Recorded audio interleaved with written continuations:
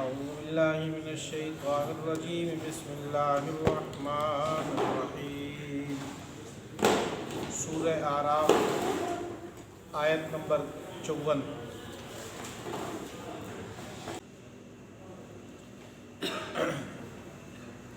سورہ اعراف، اس سے پہلے ہم نے اصحاب النار، اصحاب جنت والے،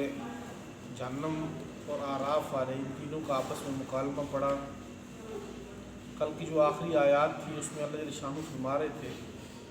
کہ هل ينظرون الا تأویلا، کہ یہ مشرک، یہ کافر لوگ یہ صرف انجام کا انتظار کر رہے ہیں، اور جس دن ان کا انجام آ جائے گا، موت آ جائے گی اور پھر قیامت کے حالات آئیں گے، اس وقت یہ لوگ اعتراف کر لیں گے کہ انبیاء جو پیغامات لے کر آئے تھے وہ بالکل برحق تھے۔ اس وقت یہ آرزو کریں گے کاش کہ اللہ کے عذاب سے کوئی بندہ ہمیں بچا لے، کوئی سفارش ہماری کر دے اس ٹائم۔ تو ظاہر بات ہے کہ یہ آرزو ایسی ایک آرزو ہی رہے گی ان کی، کوئی سفارشی آگے نہیں آئے گا ان کا۔ نیز ان کی یہ خواہش ہوگی اللہ کے سامنے کہ اللہ ہمیں دوبارہ ایک جنم اور دیں، دوبارہ ہمیں اس دنیا میں لوٹا دیں کہ ہم پھر جس طرح آپ چاہتے ہیں اس طرح اعمال کر کے آ جائیں۔ تو یہ خواب ان کا ویسے ہی ہے، ان کے یہ خیال بھی۔ آج کی جو آیات ہیں اس میں اللہ جل شانہ اپنے قبضہ قدرت، اپنا تخلیق اور اپنی صفات کا ذکر اللہ جل شانہ کی۔ ان ربکم اللہ الذی، بے شک تمہارا رب وہ اللہ ہے، تمہارا رب پالنے والا وہ اللہ ہے۔ الذی خلق السماوات والارض، جس نے آسمانوں اور زمین کو پیدا کیا، فی ستۃ ایام، 6 دنوں میں۔ اللہ تعالیٰ کو یہ نہیں کہ بنانے میں وقت زیادہ لگا، اس کو بنایا خود تفصیل سے اور تسلی سے، وگرنہ وہ تو یہ ساری کائنات، زمین و آسمان، کن فیکون، اس کے ارادے کی محتاج ہے۔ فی ستۃ ایام ثم استویٰ علی العرش، پھر وہ مستوی ہوا عرش پر، مطلب اس نے سارے قبضہ قدرت اختیارات اپنے پاس رکھ لیے، عرش پر قائم ہوا، تخت بادشاہی پر متمکن ہوا، یہ اس کا معنی آتا ہے۔ یغشی اللیل النہار، اللہ ڈھانپتا ہے رات کے ذریعے دن کو، یعنی دن ہوتا ہے، دن کے اوپر اللہ تعالیٰ رات کی سیاہی لے آتے ہیں۔ دن وہ جو سورج جو چمک رہا ہوتا ہے، اللہ اس کو سیاہی لے کر اس کو تبدیل کر رہے تھے۔ یطلبو حثیثا،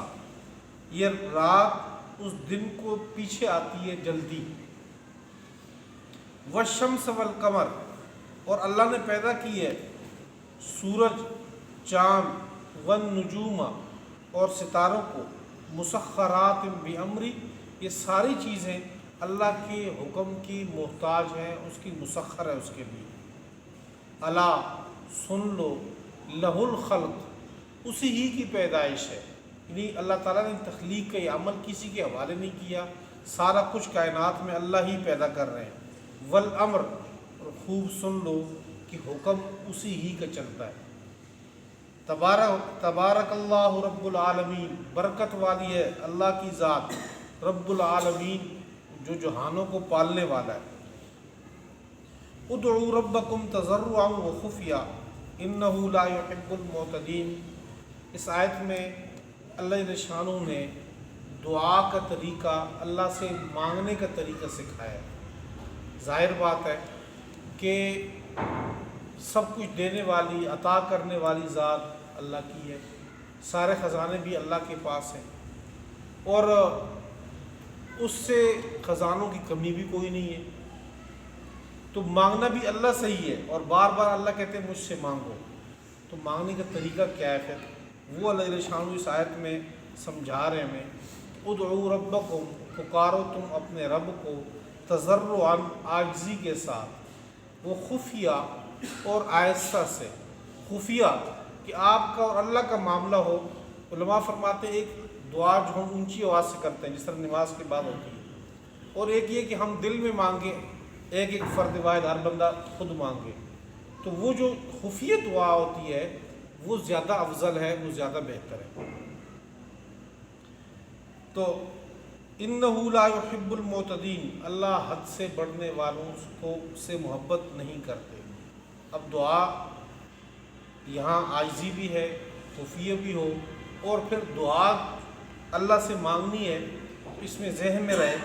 جس طرح وہ حدیث آتی ہے کہ ایک بندہ لمبے سفر والا، پراگندہ بالوں والا جسم، اس کے اوپر سفر کے اثرات جسم پہ، یعنی مسافر کی دعا قبول ہوتی ہے، تو اس کے باوجود وہ اللہ کے سامنے ہاتھ اٹھاتا ہے اور کہتے ہیں یا رب یا رب، اے اللہ اے اللہ، اللہ کو پکارتا ہے، اللہ تعالیٰ اس کی بات کا جواب نہیں دیتے۔ اس کی وجہ یہ ہے کہ ملبسہ حرام، اس کا لباس حرام کا، مطعمہ حرام ومشربہ حرام، کھانا حرام کا، پینا حرام کا، یہ ساری چیزیں جب حرام کی استعمال کر رہا ہے اور پھر اللہ کے سامنے عاجزی بھی کرتا ہے کہ اللہ میری بات سن لے، تو حرام استعمال کر کے جب بندہ اللہ کی طرف ہاتھ اٹھاتا ہے تو دعا قبول نہیں ہوتی۔ یہ ہمارے اپنی کمی کوتاہی ہے اس میں۔ دوسری، دعا کی قبولیت جو ہے اس کے یہ معنی سمجھ لے کہ دعا بعض اوقات انسان جو چیز مانگتا ہے اور اس کے حالات کے مطابق ہو تو اللہ تعالیٰ وہی چیز دے دیتے ہیں انسان کو، اور بعض اوقات ایسے بھی ہوتا ہے کہ وہ اس کے لیے حال کے مناسب نہیں ہوتا۔ عسیٰ ان تحبوا شیئا وہو کرہ لکم، ممکن ہے کہ عسیٰ ان تحبوا خیرا وہو شر لکم، ممکن ہے کہ جس چیز کو تم آپ اپنے لیے بہتر سمجھتے ہو اس میں آپ کے لیے شر کا پہلو ہو، جس چیز میں آپ شر کا پہلو سمجھتے ہو اس میں کوئی خیر کا پہلو ہو۔ آئندہ کے حالات وہ اللہ جانتے ہیں، لہٰذا ہم اپنی چیز میں دعا میں کہ بھی یہی چیز اللہ میں دے دے اصرار کر کے مانگنا، علماء فرماتے ہیں کہ خاص ایک چیز کو متعین کر کے اللہ مجھے یہی چیز ہی دے دے، اس طرح نہیں مانگنا چاہیے، بلکہ دعا میں یہ ہو کہ اللہ اگر یہ چیز میرے حق میں بہتر ہو اس کا فیصلہ کر دے، یہ مجھے عطا فرما دے، اگر مجھے میرے حق میں بہتر نہ ہو تو میرا دل اس سے ہٹا دے، یہ تاکہ میں چیز کی طرف دل ہی نہ جائے، توجہ ہی نہ جائے۔ تو ایک اللہ تعالیٰ انسان کے حق میں اگر وہ چیز بہتر ہے تو وہی چیز دے دیتے ہیں، اور بعض اوقات اگر وہ چیز بہتر نہ ہو تو آنے والی کوئی مصیبت جو انسان پر آتی ہے اس دعا کی برکت سے اللہ وہ چیز ہٹا دیتے ہیں۔ اور تیسری یہ ہے کہ اللہ جل شانہ نہ تو مصیبت ہٹاتے ہیں نہ تو وہ چیز دیتے ہیں، بلکہ وہ دعا ذخیرے کی رکھ کے جب کل قیامت میں انسان اٹھے گا، نامہ اعمال میں نیک اعمال شمار ہوں گے، آخر میں وہ دعائیں آئیں گی، اللہ تعالیٰ فرمائیں گے کہ یہ آپ نے دعائیں مانگی تھی، یہ اس کے بدلے میں آپ لے لو۔ آخرت کے درجات اور نیکیاں دعاؤں کے بدلے میں لکھی جاتی ہیں، اور جب اس وقت بندے کو وہ نیکی ملیں گی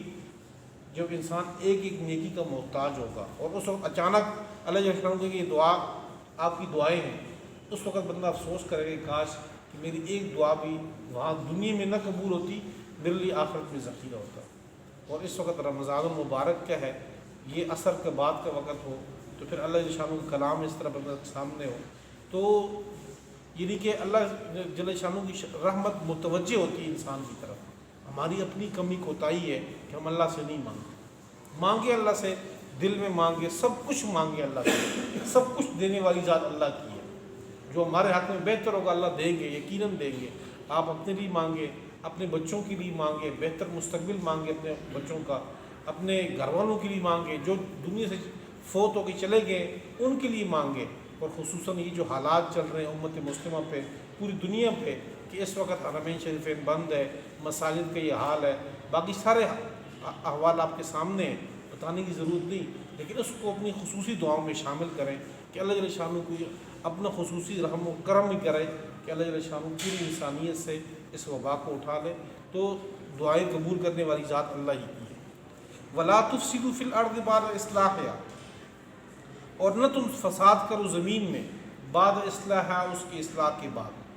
وَادْعُوهُ خَوْفًا وَطَمَعًا، پکارو تم اللہ کو خوف کے ساتھ، وطمع اور امید کے ساتھ، اللہ سے امید کرنی ہے کہ اللہ ہمیں دے۔ حدیث میں آتا ہے اللہ جل شانہ فرماتے ہیں انا عند عبد رب عند، اس کا ترجمہ ہے وہ یہ ہے کہ میں اپنے بندے کے ساتھ اس کی گمان کے مطابق عمل کرتا ہوں، جیسا اس کو مجھ سے گمان ہوتا ہے میں ویسے ہی فیصلہ کر دیتا ہوں۔ جب ہمارا اللہ سے گمان ہو کہ اللہ نے یہ چیز نہیں دینی مجھے، تو ہماری دعا بھی ایسے ہی ہوگی خالی ہاتھ ہو جائے گی۔ جب ہم نے پوری یقین کے ساتھ دعا کرنی کہ اللہ نے یہ چیز دینی ہے تو اللہ پھر دیں گے انشاءاللہ، فیصلے بھی ایسے ہی ہوگا۔ ان رحمت اللہ، بے شک اللہ کی رحمت، قریب من المحسنین، یہ قریب ہے احسان کرنے والوں کے ساتھ۔ وہو الذی یرسل الریاح، اللہ وہ ذات ہے یرسل الریاح جو ہواؤں کو بھیجتا ہے، بشرن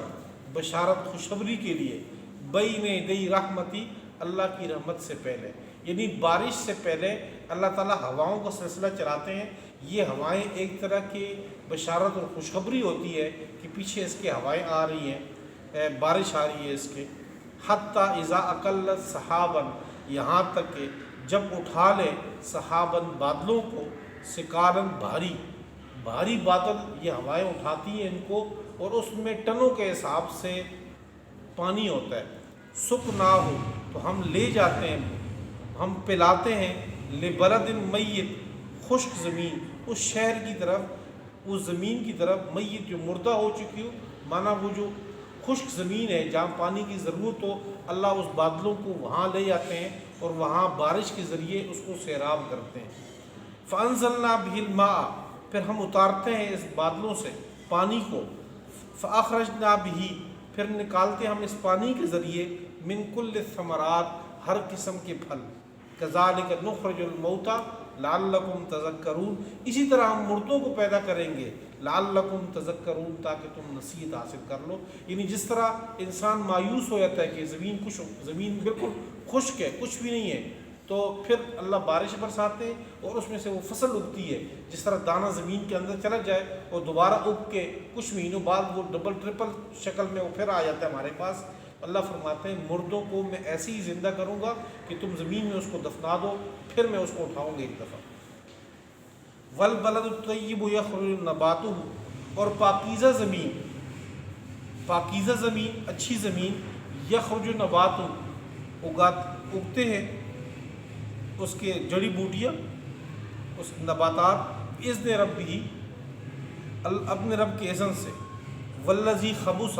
اور وہ زمین جو ناقص ہو، کم درجے کی ہو، لا یخرج الا نکدا، نہیں اگاتی مگر ناقص چیز، گھٹیے قسم کی زمین، اس میں صرف کانٹے وغیرہ، بارش برستی ہے اس میں کانٹے وغیرہ ہی اگتے ہیں۔ کذالک نصرف الآیات، اسی طرح ہم بیان کر رہے ہیں آیات کو اس قوم کے لیے، یشکرون، جو شکر کرتی ہے۔ یہ مثال دی اللہ تعالیٰ نے بارش کی قرآن پاک کے ساتھ کہ آسمان سے اللہ جل شانہ قرآن پاک کو نازل کر رہے ہیں اور وہ دلوں پہ اترتی بارش کی طرح۔ تو کچھ دل ایسے ہیں جو حضرت ابوبکر صدیق رضی اللہ تعالیٰ عنہ، عمر رضی اللہ تعالیٰ عنہ، حضرت علی رضی اللہ تعالیٰ عنہ، صحابہ جیسے دل ہیں کہ وہ اس کے اوپر فوراً اثر کرتے ہیں، اور کچھ زمین ایسی ہے جو ابو جہل جیسے لوگ ہیں، کافر ہیں، وہی قرآن پاک جب وہ سنتے ہیں تو ان پر الٹا اثر ہوتا ہے ان کا، اور جب یہ سنتے ہیں تو ان کا اثر الگ ہوتا ہے۔ ایسی ہی جب زمین سے، آسمان سے بارش اترتی ہے، جو اچھی زمین ہو اس میں سے اچھے قسم کے پھل فروٹ پودے